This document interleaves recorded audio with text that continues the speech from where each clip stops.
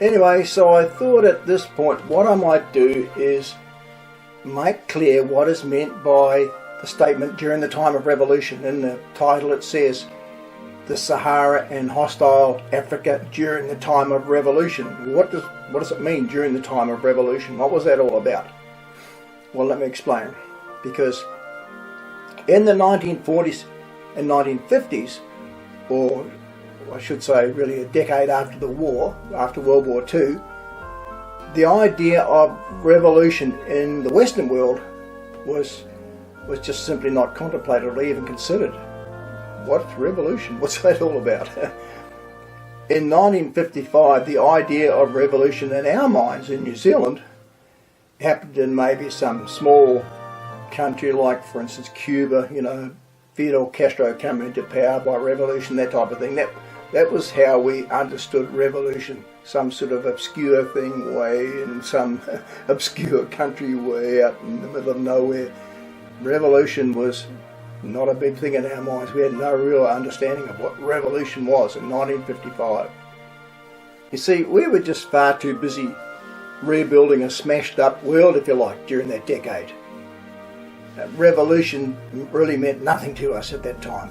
We were rebuilding economies, rebuilding communities, rebuilding infrastructure and that type of thing. A decade after the war, the mid-50s, 1950s, there was still relative international stability in the world. There was no sort of big revolutions and wild things happening in the world. It was a pretty stable time. And the idea of disapproval and dramatic change just simply wasn't there. It wasn't even contemplated. Everything seemed too busy and positive and satisfying in 1955 to even think about those sort of things. It just never entered our minds, or radical change never entered our minds. Everything seemed to be working well. We were working like as a team, if you like, kind of military style, working together, building a new world together, conformity, working and thinking as a community. That was the way we were thinking and operating in 1955. We weren't thinking about radical change and revolution. It wasn't even on our minds.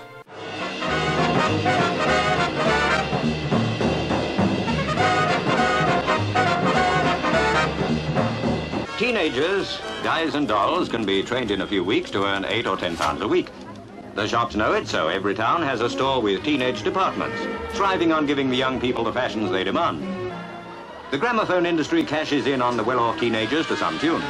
80% of the disc output is bought by the youngsters. That's 50 million records a year in Britain alone. All industry knows that to please the teenagers is the golden way to big dividends. We didn't seem to be so self-absorbed in those days, but it was more community, if you like. That was the thinking in most Western countries during that time span, up to the mid sort of 1950s. It was more community and conservatism and conformity, that type of thing. But I got my first hint of what revolution was around about 1956 when I saw a movie-tone newsreel at the movies of the Mau Mau revolt in Kenya. That was in 1956. And what you used to do in those days, if you wanted to find out what was going on in the world, you went to the movies on Saturday night and you watched the movie-tone newsreel. Because we didn't have TV in our homes, there was no such thing as TV in 1956. If you wanted to know what was going on in the world, you went to the movies and watched movie-tone newsreel. And there was this news clip of the Mau Mau revolt in Kenya in 1956. The Mau Mau uprising was an uprising against the Commonwealth white rule that was taking place at the time. It was fighting for independence against that white rule, as I say. And so they started this revolt called the Mau Mau uprising, the Africans. And I can still vividly see that newsreel in my mind today, more than 60 years later. and it was about a white missionary. You could see quite clearly he was riding down the road on his push bike in the savannah, wild African sort of Kenyan outback, riding along a dirt road, and suddenly a dozen black Africans ran out of the bush, blowing their whistles and yelling and everything, and they just chopped him up. And I'm looking at the newsreel, and there's all these guys with machetes killing this white missionary as he's riding his bike, and this is on the newsreel in the movies, butchering him. And that scene is still very vivid in my imagination today, 60 years later. I can still see that clearly. And so my perception of Africa was very hostile and raw, even up until today. And guess what? We actually drove through Africa, right in the middle of hostility. Why would I do that? When this vivid imagination of what I know Africa can be like, and we still did it. We still drove through Africa in that hostile time. Can't believe it. And of course the Mau Mau was all about the anti-white, anti-West feeling that there was in Africa at the time. The anti-colonialism strong feeling that there was in black Africa at the time. And the anti-white feeling which was in Africa, was understandably very strong, because most of the African countries were colonized and run by the white European countries in the mid 20th century. They were run generally by the white European countries, the colonialist invaders who colonized Africa, were nearly all white British or European conquerors, like British and the French and the Portuguese and the Spanish and the Italians and so forth, all run by white European countries, colonized by white European countries. And so the Africans were starting to fight back. And so Mau Mau was the beginning of this violent revolution. In 1964-65, we see the same sort of thing happening in the Republic of Congo, the Mau Mau uprising again, which was called the Simba this time. Same thing, whistles and machetes and that type of thing, same as the Mau Mau. And in 1970 we see the same thing happening again when we were about to travel through Africa.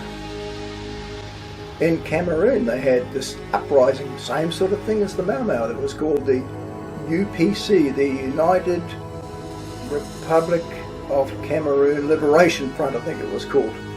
Just the same as the Mau Mau and the Simba. And it was happening all through Africa.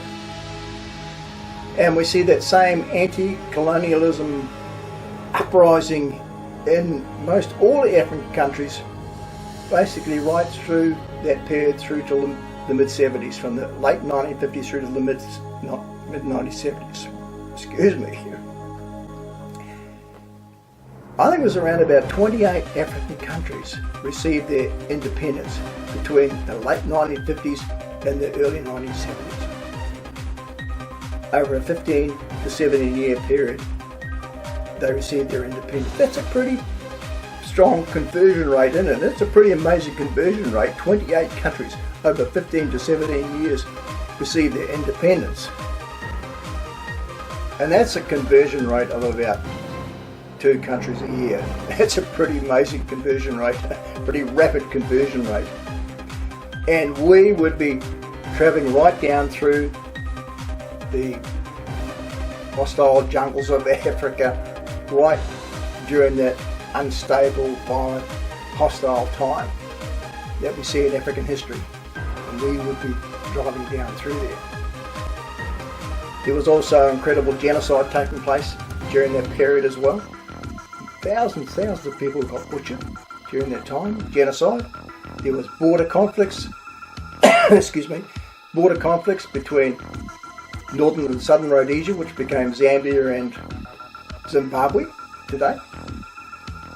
There was these border conflicts. There was dictatorships like Idi Amin in Uganda, who was killing everybody. I mean, there was open massacres in Algeria in the mid-60s. There was hangings and victimisation against European in not only the Arab countries or the African countries, but also the Arab countries as well. Algeria, killing off white people. And as well as that hostile time of anti-colonialism revolution in the deep, dark African continent, if you like, there was massive breakdown in the infrastructure as well, right throughout Africa. Because there was all this stuff going on, all these wars going on, all this anti-colonialism, all this independence, fighting for independence, and nobody cared about the infrastructure. So most all African countries still had dirt roads, they had poor amenities, they had massive essential shortages, and there was constant hostile engagements with white European oppressors, even right up until the mid-70s and more, and even later, because apartheid was still rife in southern Africa. There was a big problem there. There was poverty and greed and a lot of there was a lot of actual insensitivity to killing someone because it was just so commonplace. I mean, it was amazing. And people in Africa became very bitter and anti-white during that period. Naturally enough, I can understand that. It's very understandable, isn't it? Been ruled by a white minority for so long, suddenly, hey, we had enough of this. Excuse me. It's very understandable what was taking place. And we decide we're going to drive down right through Africa during that period. Also, our unique crossing of the mighty Sahara, 2,000 kilometres of hostile, deserted, lonely, barren, intimidating terrain was also extremely questionable at that time as well, given that there were no roads and we would have to apparently go across the Sahara using compass for quite a large section of it because there were just no roads. So it was very intimidating. The Sahara Desert was incredibly, unbelievably intimidating at that time in history. But at the same time, unbelievably euphoric as well. You could have the most amazing, astounding experiences. Absolutely captivating at times, mind-blowing experiences you could have as well. But it was also extremely intimidating. But in Africa, it wasn't only a time of anti-colonialism revolution, but at the same time, Africa was now embracing another revolution, a rapidly expanding revolution called the Communist Revolution. That was taking place as well as the anti-colonialism revolution. There was the Communist Revolution taking place as well. And as we know, communism was starting to get a large foothold in the continent of Europe and Asia and that sort of thing at that time during the 1960s. And of course, in the late 1960s, the escalation that we see in Vietnam, the Vietnam War was all about direct confrontation against that communist expansion. And that's what Vietnam was about. We've got to stop this expansion of communism.